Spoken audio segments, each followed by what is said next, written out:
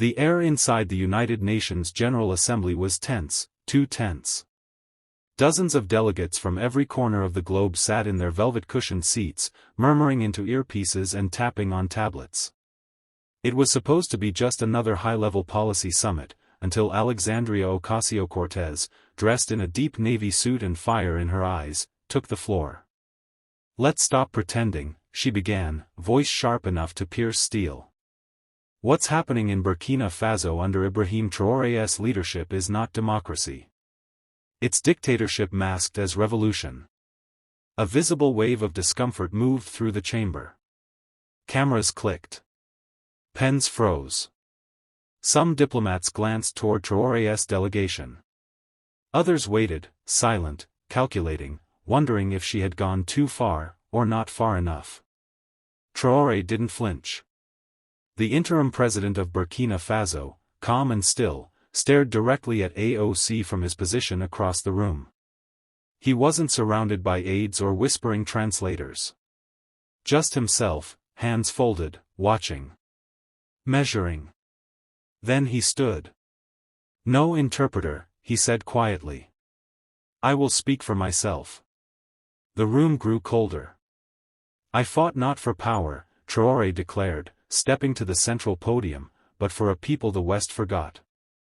There were no interruptions. Not yet. AOC folded her arms, face unreadable. But the battle lines had been drawn, and this was only the beginning. "I come not from dynasties or corporations," Traoré continued, his voice now amplified across the cavernous hall, "but from the soil.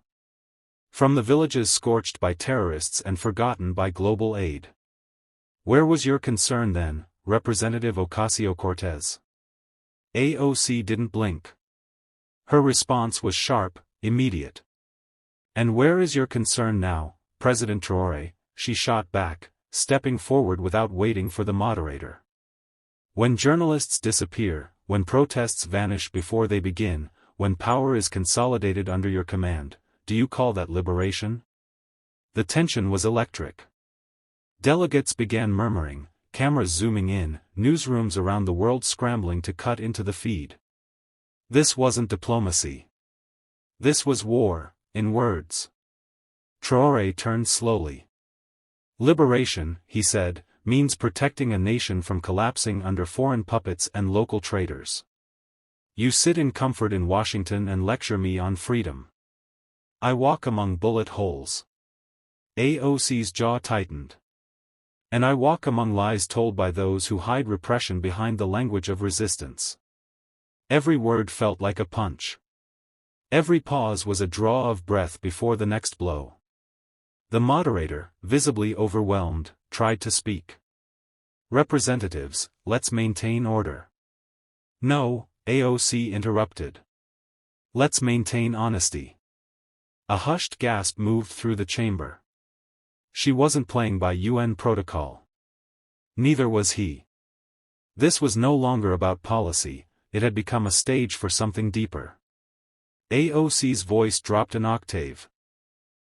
"If you want the world's respect, President Traoré, start by respecting the people who trusted you, not silencing them." Traoré's lips curled into something between a smile and a warning. "I don't seek the West's respect," he said quietly. "I only seek my people's survival." The chamber had never felt smaller. And the world had never watched closer. Outside the United Nations building, the world had come alive. News tickers screamed AOC versus Traoré in all caps. Twitter, now X, was imploding with hashtags like #UNClash, #DictatorOrDefender, and #AOCVSTraoré. Streets in major capitals had protesters holding up signs, some praising AOC's courage, others chanting in support of African sovereignty. Inside, the room was a pressure cooker. No translator could keep up with the rising fury. AOC, standing tall in her signature white, locked eyes with Traoré. "You speak of survival," she said, her voice steadier now, almost surgical. "But oppression disguised as patriotism is still oppression. Your people don't just need guns to survive, Mr. President, they need hope." Traoré's stare darkened. And what does hope look like? IMF loans? UN peacekeepers who flee at the first sign of blood? Or Western lectures from a woman who's never set foot in Sahel? A hush again. Even the American delegates behind AOC exchanged uncertain glances. This wasn't the debate they expected. But AOC didn't flinch. I've never set foot in Sahel, she admitted. But I know injustice when I see it.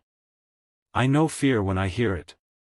And I know that anyone who jails poets and bans elections doesn't fear the West, they fear the truth. Gasps echoed.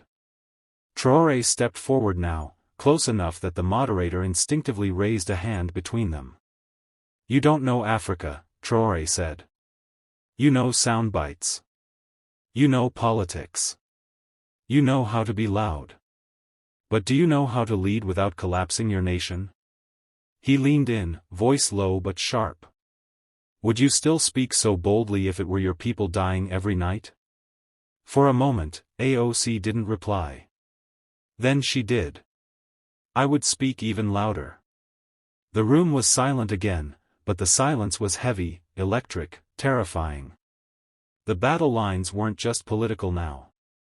They were moral. Philosophical. And the world was watching both of them like it was the last debate that ever mattered. The moderator, now visibly shaken, leaned forward toward the mic. Delegates, please, this is a dialogue, not a battleground. But it was far too late for that. From the French delegation, soft claps echoed. A few African representatives nodded at Traoré's words, but others, especially from Ghana, South Africa, and Kenya, whispered to one another, their faces unreadable. AOC, still standing, placed both palms on the podium. I'm not here to disrespect your sovereignty, she said, eyes fixed on Traoré. But when a leader silences journalists, weaponizes fear, and abolishes courts to stay in power, that's not sovereignty. That's tyranny dressed in military medals. Caroline Leavitt, seated behind her in the American delegation, leaned toward a microphone and whispered with a smirk, typical. She just called a sitting president a tyrant on global television. Vivek Ramaswamy, watching from the gallery, muttered to a nearby journalist, she's making enemies faster than she's making headlines. Traoré slowly turned to the other UN members. You all speak of democracy like it's a divine inheritance, he said. But in my land, democracy came with tanks and puppet regimes. We buried children wrapped in flags not of our choosing. His voice boomed now, filled with the heat of decades of trauma. If speaking out makes me a dictator in your eyes, so be it. But I answer to my people, not to your press. And then he did the unthinkable. Traoré pulled out a sealed envelope from his jacket and raised it in the air. This, he declared, is evidence of a covert plan, funded by Western NGOs, to destabilize my government. If you want to talk about power and lies, let's talk about that. The chamber erupted. Reporters jumped to their feet. Cameras zoomed in. Whispers of, "What's in the envelope?" flew across every aisle. AOC didn't blink.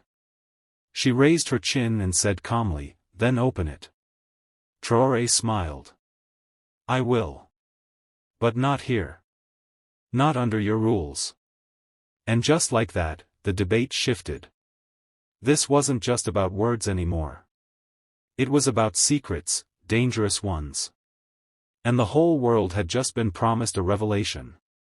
A hush settled over the chamber. The envelope in Traoré's hand had transformed the air, thick with suspense, charged with suspicion. He tucked it back into his coat, not breaking eye contact with AOC. This will be released on my terms, not in a room where my voice is already labeled dangerous. Across the room, U.S. Ambassador Linda Thomas Greenfield leaned in toward her aide. Get NSA on the line. I want to know everything we have on this file. Meanwhile, Caroline Leavitt whispered sharply into her earpiece, we need a domestic response before this spirals into something more than political theater. AOC stood tall, refusing to be outmaneuvered. You say you answer to your people, Mr. Traoré, she called out. Then be brave enough to show them what's in that envelope. Or is this performance just another power play?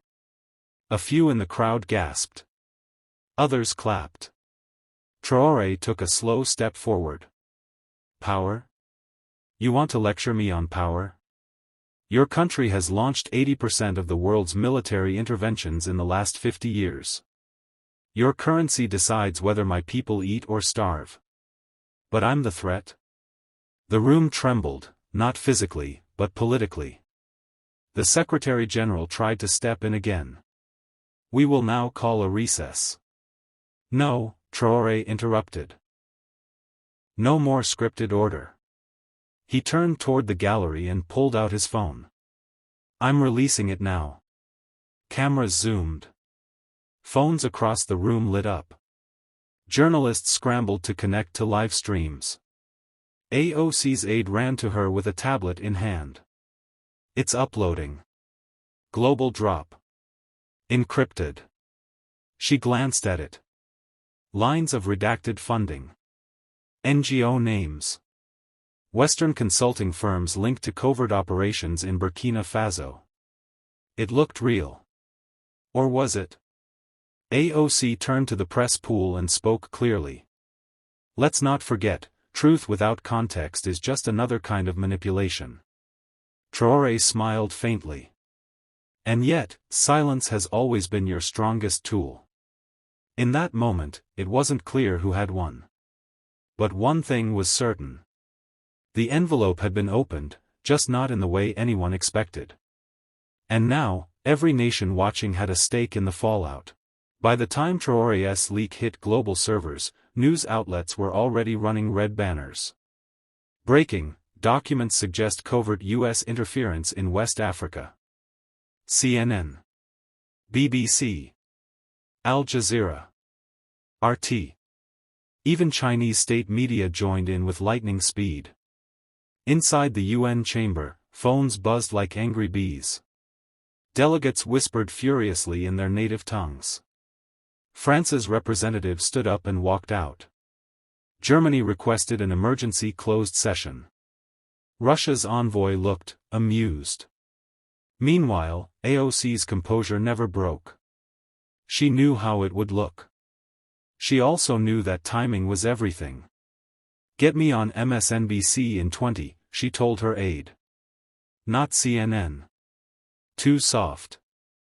On the chamber floor, Traoré stood alone, scanning the chaos he had unleashed with a grim sort of satisfaction.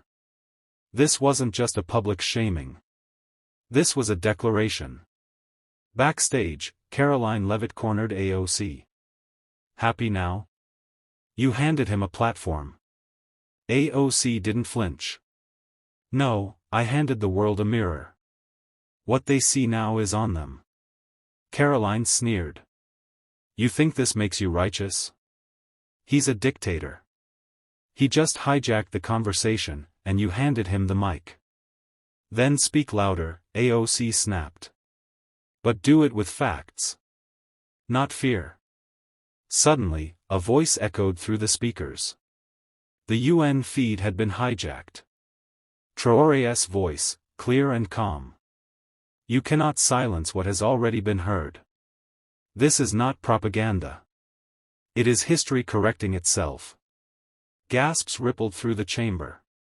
What the hell is this? A delegate from Canada muttered. AOC stared up at the speaker, her jaw clenched.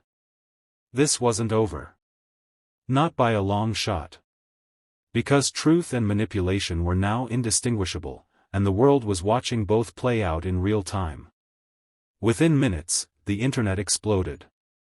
#TrollLeaks trended on every platform. Twitter turned into a digital battlefield, half hailing him as a revolutionary, the other branding him a tyrant manipulating Western guilt. But AOC wasn't watching Twitter. She was already live on MSNBC. What we saw in that chamber wasn't just a political stunt, she said, eyes locked onto the camera. It was a data-driven reckoning. I don't endorse Traoré. But I will not ignore what his documents revealed. The anchor, stunned, leaned in. Congresswoman, are you saying you agree with the accusations? I'm saying the American people deserve answers, she said coldly. Our presence in Africa should serve liberty, not legacy. Meanwhile, on Fox News, Vivek Ramaswamy shouted, "She's playing right into a dictator's hand." AOC is practically endorsing anti-American propaganda on global television. Cut back to MSNBC. AOC, unshaken. What Vivek calls propaganda, I call accountability. And if that threatens your idea of patriotism, maybe your definition is the problem. The split-screen war began. On TikTok, creators mashed up Traoré's leaked audio with AOC's fiery quotes. On Reddit, conspiracy forums spun new threads every second. Was this the start of a new global realignment? Was AOC a visionary, or a pawn? Back in Washington, the White House issued a short, panicked statement. The United States unequivocally denies all allegations. Investigations are underway. Inside the Pentagon, a general whispered, "She just dragged us into a diplomatic firestorm." Someone responded, "No, Traoré lit the fire. She just refused to walk away from it." At the United Nations headquarters the next morning, the atmosphere was ice-thin. Delegates from over 90 nations packed the hall, murmurs pulsing beneath the dome like distant thunder. The scheduled speech belonged to the French ambassador, but all eyes were on the small corner where AOC and Traoré sat separately, yet magnetically linked by global attention. A security advisor leaned toward the U.S. ambassador. "We can't let her speak again. It'll be interpreted as unofficial state position." "Too late," the ambassador muttered, glancing at the press pool already setting up cameras. Suddenly, a soft gavel strike echoed. The floor was unexpectedly yielded to Representative Alexandria Ocasio-Cortez. She walked to the podium with the cool fire of someone who knew the moment could end her career, or define her legacy. "My name is Alexandria Ocasio-Cortez," she began. "And I come here not as a diplomat, but as a citizen of a nation grappling with its own reflection." She held up the printed report Traoré had dropped. "This isn't just a list of complaints. This is a mirror, one we've refused to look into." The crowd murmured. Cameras zoomed in. Then, she did the unthinkable. She called for a joint international ethics audit on U.S. foreign operations, publicly and transparently conducted by neutral nations. Silence fell. Then Traoré stood. In slow, deliberate motion, he removed his military jacket and placed it on the table beside him. "Then let it begin, with us both." Gasps. Audible. Televised. He extended a hand toward AOC. She looked at it for a long second. And took it. The moment their hands met, a shiver ran through the assembly. In that frozen silence, two figures, one a Bronx-born congresswoman, the other a battle-forged African leader, stood united not in ideology, but in audacity. The symbolic handshake wasn't part of any diplomatic script. It was raw, unfiltered, and dangerous. The moderator hesitated before clearing his throat, unsure whether to call for order or step back and let history unfold. The United Nations had seen treaties signed, sanctions declared, wars debated, but this was different. This was real. Vivek Ramaswamy, watching the live feed from Washington, scoffed on a news panel. "A circus," he spat. "She thinks diplomacy is a viral video." But across social media, the reaction was explosive. #AOCSTRAOR trended in 43 countries within minutes. Commentators argued furiously. Was this courageous or reckless? Bold leadership or naive theater? Back inside the chamber, Traoré spoke first, his voice calm but cutting. "I was called a dictator. Perhaps. But which empire today kills more with its dollars than we ever could with guns?" Gasps echoed again. AOC didn't flinch. "And yet," she replied, "I stood here. And you came. That's a start neither of our countries expected. It wasn't an alliance. It was a reckoning. And it wasn't over. As the session broke, reporters swarmed both camps. Cameras captured the moment as AOC exited the chamber and whispered to her aide, "Get me a direct line to the president. This just became bigger than both of us." By nightfall, the images had been replayed on every global news channel. The handshake. The defiant stare. The words that made the air inside the UN chamber feel electric. Alexandria Ocasio-Cortez and Ibrahim Traoré were no longer just names in opposing columns, they had become symbols of a new kind of political confrontation. But while the world debated motives and outcomes, inside a secure conference room in Washington, D.C., the real aftershock was underway. The president sat motionless, his aides whispering furiously in his ear, pointing to data streams showing surging public interest, particularly among young voters, and surprisingly, even among disillusioned independents. The question on everyone's mind wasn't just what had happened, but what would happen next. AOC's call was patched through. "I don't want to apologize," she said flatly, skipping any pleasantries.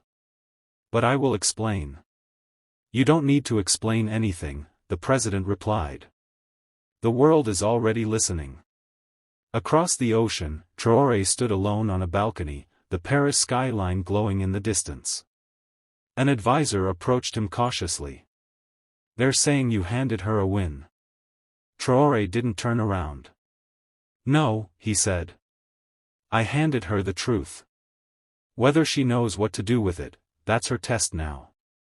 Back online, millions replayed the confrontation. Edits, remixes, angry duets and teary reactions flooded platforms. It wasn't just politics anymore. It was theater, truth, and a crack in the old world order, broadcasted live. And somewhere, in a dorm room in Manila, a teenage student studying political science muttered to herself, "They just changed everything."